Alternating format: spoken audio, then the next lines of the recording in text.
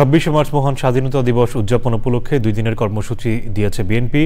নয়াপল্টনের কেন্দ্রীয় কার্যালয়ে সংবাদ সম্মেলনে দলের সিনিয়র যুগ্ম মহাসচিব রুহুল কবির রিজভী জানিয়েছেন, 25শে মার্চ আলোচনা সভা, 26শে মার্চ জাতীয় স্মৃতিসৌধে বীর শহীদদের প্রতি শ্রদ্ধা নিবেদন, বিএনপির প্রতিষ্ঠাতা ও শহীদ রাষ্ট্রপতি জিয়াউর রহমানের সমাধিতে শ্রদ্ধা নিবেদন সহ বিভিন্ন কর্মসূচি পালন করবে।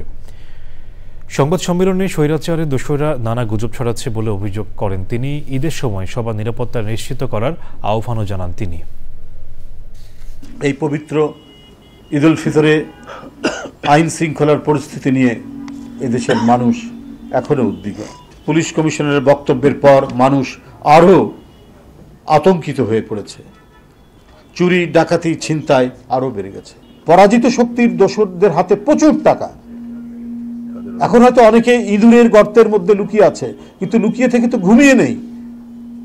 তারা সেখান থেকে নানা ধরনের চক্রান্ত, ষড়যন্ত্র করার চেষ্টা করছে, নানা বিষয়ে তারা করছে।